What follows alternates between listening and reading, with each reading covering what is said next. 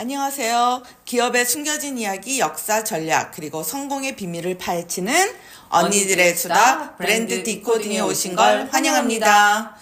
저희는 단순한 기업 소개를 넘어서 저희 생활의 일부가 되었거나 너무도 친숙해진 글로벌 브랜드들이 어떻게 지금의 모습이 되었는지, 그리고 한국에서는 그 브랜드가 어떻게 소비되고 해석되고 있는지 함께 풀어갈 거예요. 우리는 지금 코스트코에 대해서 알아보고 있는데요. 지난 1부, 2부에서는 코스트코 탄생의 씨앗을 만들었다고 할 수 있는 솔 프라이스라는 인물과 솔 프라이스가 패드마트를 창업하고 또 자신의 회사에서 쫓겨난 후 60세의 나이에 아들 로버트와 프라이스 클럽을 구성하게 된 과정에 대해 이야기해봤습니다. 코스코에 대해 연구하면서 우리는 미국의 새로운 유통 구조를 창조해온 솔 프라이스의 기업가 정신에 푹 빠지고 있는데요. 솔 프라이스는 자신의 성을 따서 프라이스 클럽 사업 계획서를 아들 로버트와 구상하고 바로 패드마트에서 인력을 빼오기 시작하죠. 그래서 하버드 비즈니스 스쿨 출신의 매우 똑똑한 자일스 베이트먼을 CFO로 영입하면서 본격적으로 시동을 걸어요. 자일스 베이터먼 그분은 그 뒤에 그룹 회원제 설계하신 그분 맞나요? 네, 맞아요. 참고로 프라이스 클럽의 창립일이 1976년 7월 12일인데 짐 시네갈은 1979년에 합류했어요. 아마 패드마트에서 계약상 묶여 있었던 것 같아요. 짐 시네갈은 1983년까지 프라이스 클럽에 있다가 제프리 브로트맨과 코스코를 창립했죠. 솔 프라이스의 초기 사업 전략은 운영은 최소화로 이익은 극대화. 최대한의 이익을 얻기 위해 소매상들이 가장 많이 찾을 거라고 생각한 3,000개 정도의 아이템만 취급하기로 결정해요. 당시 월마트와 K마트는 약 5만 개 SKU, 즉 5만 개의 재고 관리 단위를 유지했고 패드마트도 아마 비슷했을 거예요. 3,000개요? 상당히 과감하네요. 일반적으로 이렇게 많이 팔려면 다양한 아이템을 진열한다가 보통은 상식이잖아요. 그렇죠.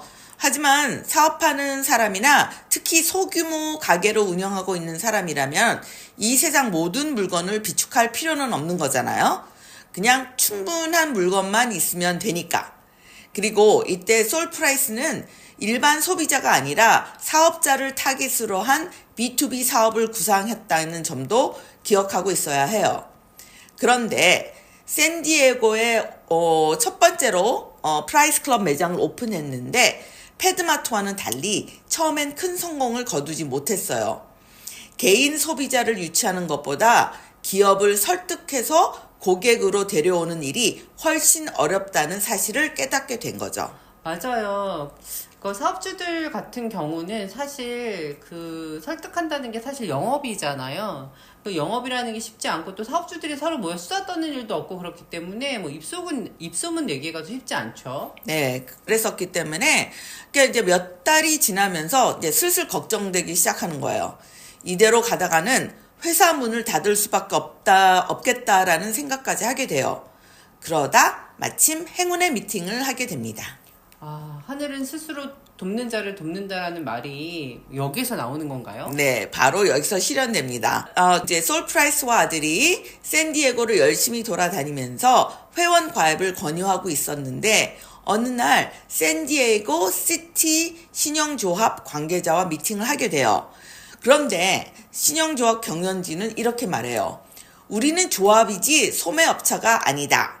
우리는 회사로서 별로 살 물건도 없다. 하지만 대신 우리 조합원들이 프라이스 클럽을 사용할 수 있는 방법만 찾아준다면 우리가 조합원들에게 제공할 수 있는 좋은 혜택이 될 것 같다라고 말해요. 즉, 이 조합 회원들이 상품을 도매 가격으로 사게 해주는 것이죠. 여기서 자일스의 그 설계가 나오는 건가요? 네. 천재적인 젊은 CFO 자일스는 새로운 그룹 회원제를 구상해서 신용조합으로 가서 계약을 체결합니다. 신용조합의 그룹 회원제를 통해 조합원들은 프라이스 클럽에서 비즈니스 회원보다는 약간 높지만 그래도 낮은 가격으로 쇼핑할 수 있게 된 거죠. 회원들 입장에서도 사실 이렇게 되면 그 신용조합에 대한 충성도가 좀 커질 것 같아요. 그죠? 네네. 그리고 이 계약으로 일단 일반 소비자들이 프라이스 클럽으로 쏟아져 들어오게 됩니다. 그러면서 입소문이 터져요. 여기서 오늘날 코스트코가 광고를 하지 않아도 되는 씨앗이 뿌려지는 거예요. 프라이스 클럽 운영진은 처음으로 소비자가 서로에게 이런 정보를 얘기해 주는구나. 입소문이 이런 거구나 라는 사실을 깨닫게 되죠. 그렇죠. 요즘은 그 입소문이 훨씬 더 강해졌죠. 뭐 유튜브, 인스타, 뭐 이런 SNS를 보면 코스트코 추천템, 뭐 코스트코 뭐 물건의 보관 팁 등 영상들 조회수가 막 장난이 아니잖아요. 네네, 그래요. 그리고 재밌잖아요. 맞아요. 네. 그리고 이런 입소문을 퍼뜨리는 일반 소비자들 중에는 소상공인들도 많았던 거예요. 그래서 소상공인 회원도 덩달아 치솟아 올랐어요. 왜냐하면 이때는 비즈니스 회원은 가격 혜택이 약간 더 있었기 때문에. 아하. 일반 소비자들이 돌아다니면서 우리 이모가 식당을 하는데 프라이스 클럽에 가입하라고 하면서 내가 이모 카드를 이용해서 더 좋은 가격을 받아야겠어. 이런 식인 거예요. 소비자들이 알아서 광고를 해준 거죠. 지금 코스트코 회원의 경우는 물품 가격의 차등이 아니라 멤버십 회비에 차등을 주는 시스템이잖아요. 네, 그래서 지금 그 비즈니스 멤버십 회사가 뭐 약간 5,000원인가 더 싼 걸로 알고 있는데 그 정도는 합리적이라고 볼 수 있는 예전에는 가격 차이를 뒀었군요. 물품에 대해서. 네네네. 회비만 이제 가격 차이가 있죠. 네. 자, 이런 식으로 프라이스 클럽을 드나드는 사람들이 늘어나기 시작하니까 그 동네 핫도그 스탠드 업자들이 전화를 하기 시작해요. 미국은 사람들이 모이는 곳이면 이제 핫도그 스탠드가 나타나나 봐요. 우리나라는 왜 번데기, 솜사탕 판매대 이런 게 이제 기본이잖아요. 맞아. 네. 그런데 이제 처음에는 이런 전화를 무시했는데 계속 이런 문의 전화가 계속 더 늘어나서 오는 거예요. 그리고 맨날 이런 전화에 시달리니까 이건 무슨 조치를 취해야겠다 하고 느끼다가 이제 결국에는 우리가 직접 핫도그를 판매하면 어떨까 하는 생각으로 바뀌는 거죠. 그래서 솔프라이스는 히브루 내셔널 핫도그라는 회사에 전화해서 핫도그를 공급해 줄 수 있냐고 물어봐요. 히브루 내셔널은 물론이죠 라고 대답하고 그리고 우리가 핫도그 스탠드까지 제공할게요 라고 대답합니다. 그래서 코스트코에 1달러 50센트 핫도그 탄산음료 세트가 탄생한 거죠. 미국에서 어느 날까지 47년이 지난 지금도 1달러 50센트 세트예요. 한국에서는 저희 코스트코에 그 핫도그가 2,000원이잖아요. 네네. 그러니까 처음에 한국에 들어와서 그 2,000원짜리인 핫도그가 여전히 2,000원으로 판매되고 있거든요. 어찌 보면 이 2,000원짜리 핫도그가 코스트코의 유일한 미끼 상품? 이런 거인 것 같아요. 그럴 수도 있겠어요. 그리고 이제 실제 원가에 대해서는 코스트코 측에서 잘 밝히지 않는 것 같아요. 이렇게 데이터가 없어요. 하지만 비용을 절감하기 위해서 많은 시행착오를 거쳤고, 지금은 모든 것을 인하우스로 처리해서 핫도그 소시지까지 직접 만드는 것으로 알아요.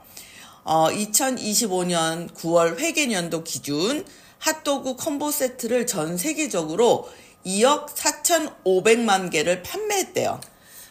2억 4,500만 개는 사실 가늠이 안 되는 숫자예요. 그죠? 네. 그리고 사실은 어쨌든 뭐 원가가 어떻게 됐던 간에 2,000원이라는 금액으로 그걸 만들어낸다는 게 사실은 잘 이해가 안 되는 부분이기도 해서 그냥 저는 미끼 상품이라고 믿고 갈 텐데 갑자기 이제 소세지 얘기를 하다 보니까 핫도그 얘기하다 보니까 배고픈데요?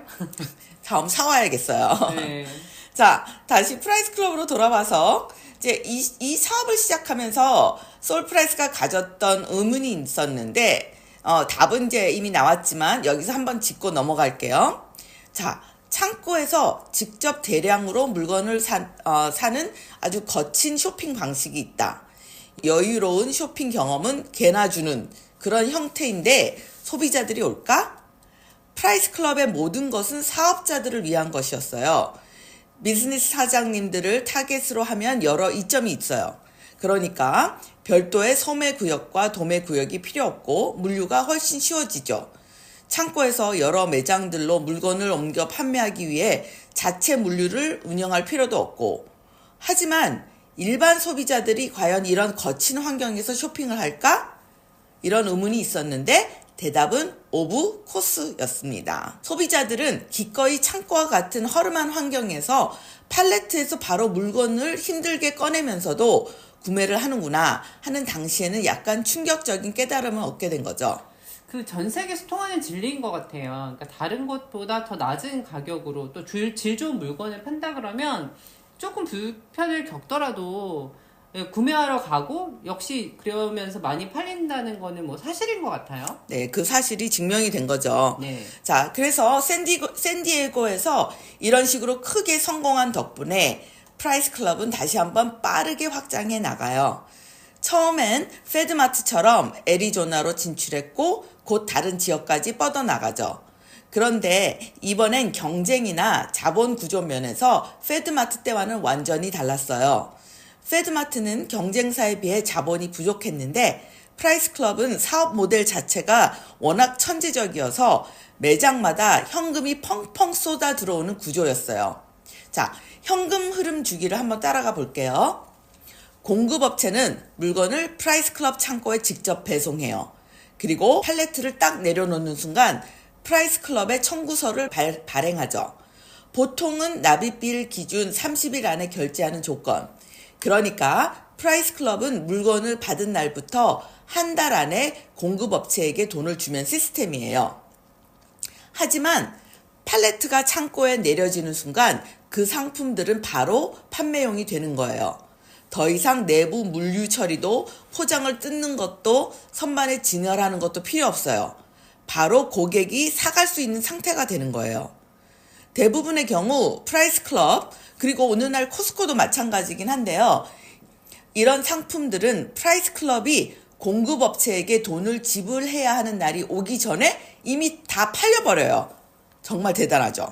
오, 그런 부분 생각을 안 해봤었는데 완전 천재인데요? 자, 잠깐 현재로 돌아와서 미국 코스코의 연간 재고 회전율을 보면 엄청나게 빨라요. 연간 재고 회전율이라면 1년에 재고를 몇 번이나 다 팔고 새로 채우냐 이런 거죠? 네네. 무려 코스코의 연간 재고 회전율이 12.4 정도예요. 일단 코스트코 글로벌 평균으로 보면 거의 한 달에 한 번씩 창고에 있던 물건이 싹 팔리고 새 곳으로 바뀐다는 뜻이네요. 네. 반면 월마트는 1년에 약 8번, 타겟은 약 6번 정도밖에 안 돼요. 코스코가 얼마나 빠르게 현금을 돌리는지 딱 보이시죠? 연간 12회 이상이라는 이 수치는 코스코가 물품 대금을 납부해야 하는 30일 주기보다 더 빠르게, 더 자주 재고를 판매할 수 있다는 뜻이잖아요. 그러니까 그 얘기는 결국 코스트코는 남의 돈으로 장사하는 그런 시스템이란 뜻이죠. 네네. 내 돈 안 들이고, 그죠? 그쵸. 네. 그러니까 약 26일에서 27일 만에 물건을 다 판매하는 거예요. 일반적인 결제 조건이 30일이라는 것을 감안하면 말 그대로 코스코는 재고에 묵힌 돈이 빵 달러라는 뜻이죠. 그러니까 이게 너무 대단한 게 사실 저는 그동안 코스트코의 수익의 원천은 그 멤버십 회비라고 생각했거든요. 그런데 사실 멤버십 회비보다는 이 판매 시스템 자체가 이익 구조가 발생하도록 설계가 돼 있었던 거네요. 그런데 더 놀라운 것은 우리나라 코스코의 회전율은 연간 21회에서 23회예요. 엄청나죠? 네, 엄청난데요. 그죠? 물론 평균적으로 이렇다는 뜻이죠. 어떤 물건은 1, 2주 안에 팔리고 다이아몬드나 냉장고와 같은 고가품들은 몇 달 동안 안 팔릴 수도 있긴 해요. 하지만 어떤 경우에는 코스코가 공급업체에게 돈을 주기도 전에 그 물건을 두세 번이나 팔아치우는 경우도 있어요. 이걸 마이너스 현금 전환 주기라고 하는데요. 쉽게 말하면 공급업체가 코스코의 재고 자금을 대신 내준다는 뜻이에요. 이게 정말 대단한 시스템이에요. 이게 찰리 먼거가 왜 코스트코를 그렇게 사랑하는지 사실 이해가 되는데요. 저도 이 마이너스 현금 전환 주기를 만들어내는 회사들에 대해서 알잖아요. 그 회사들하고의 시스템이 완전히 다른 게 보통 이렇게 마이너스 현금 전환 주기를 만들어내는 이런 회사들은 공급업체한테 굉장히 불리한 조건을 강요해서 그렇게 만드는 거거든요. 그러니까 예를 들면 3개월 또는 심지어 6개월 이후에 돈을 지급하는 거죠. 네. 일종의 어음이 여기에 속하는 거거든요. 그쵸.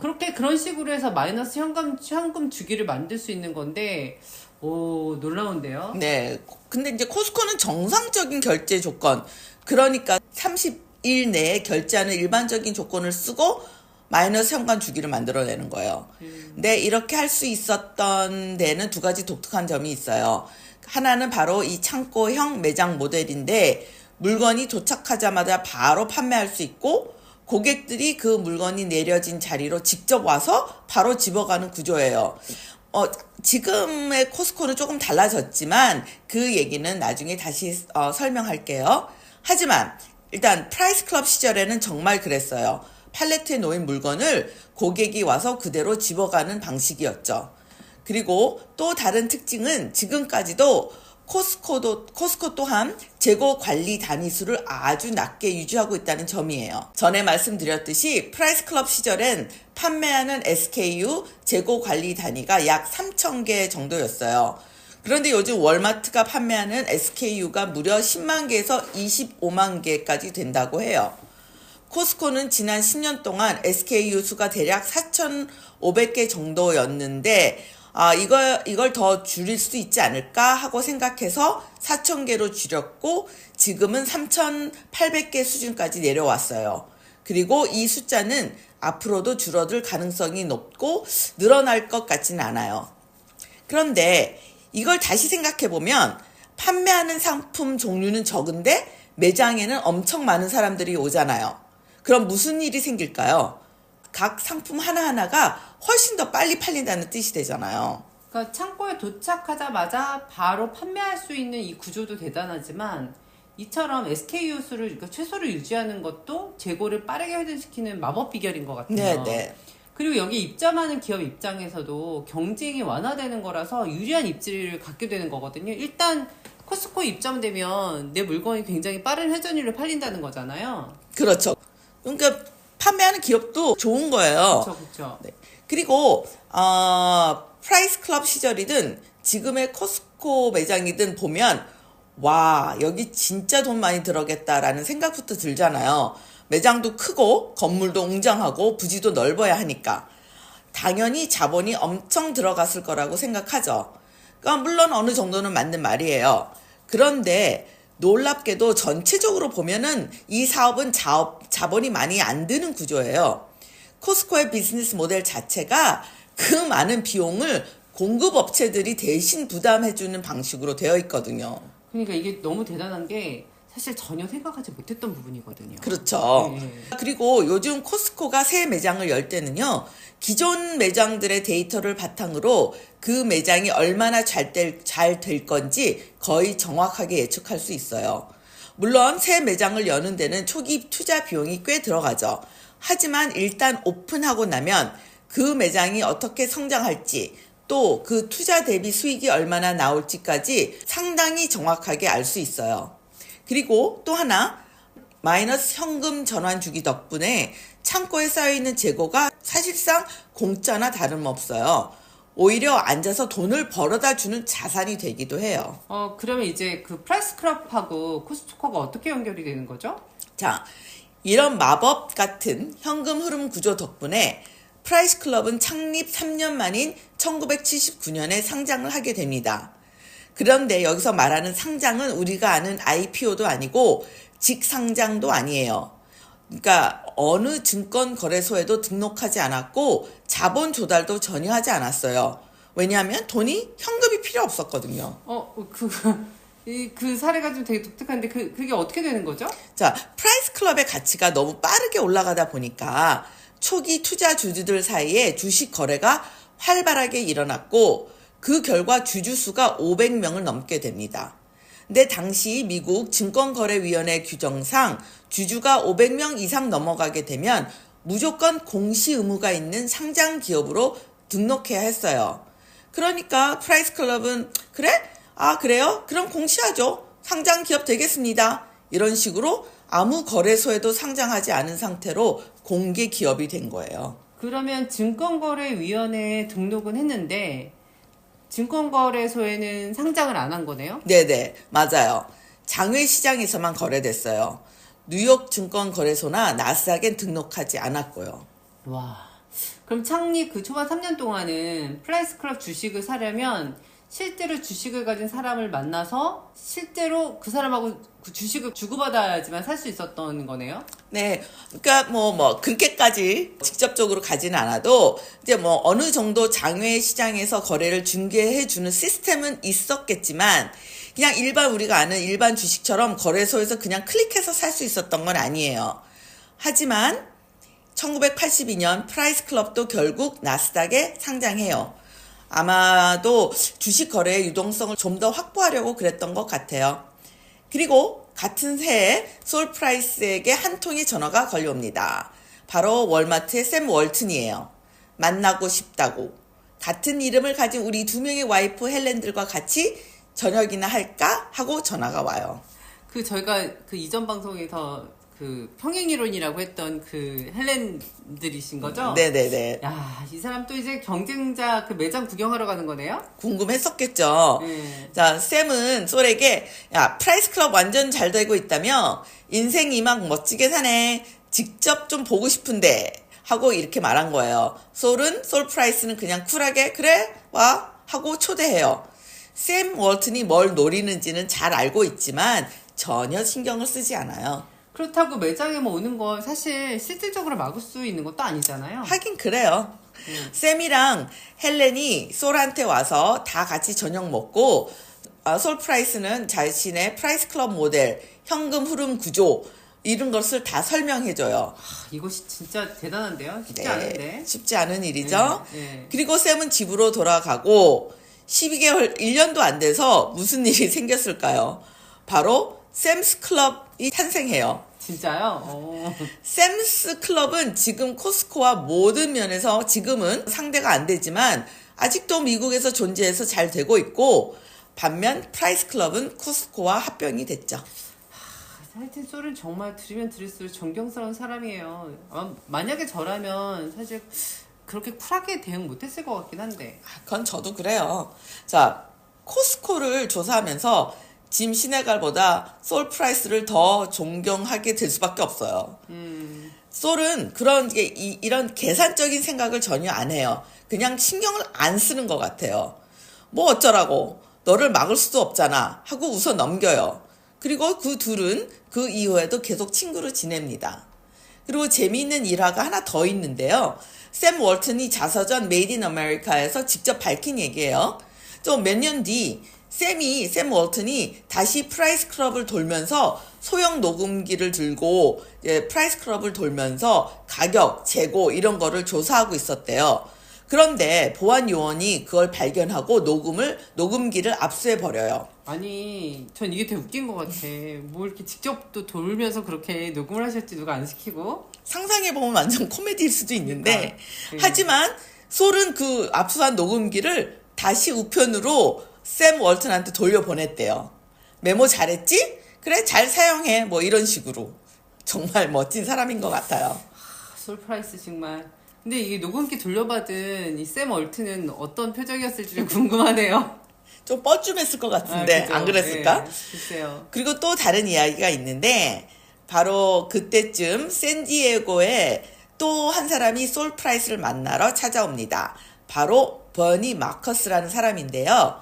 우리나라에서는 좀 생소한 이름일 텐데 이분의 인생도 솔 프라이스와 꽤 닮아 있어요.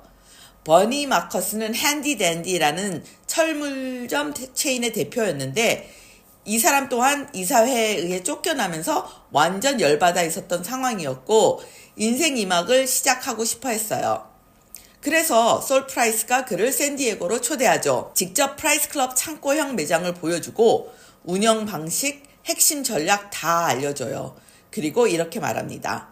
버니, 넌 철물점 운영 경험도 많잖아. 이 프라이스 클럽 모델을 그대로 가져가서 철물점 업계에서 한번 제대로 붙어봐.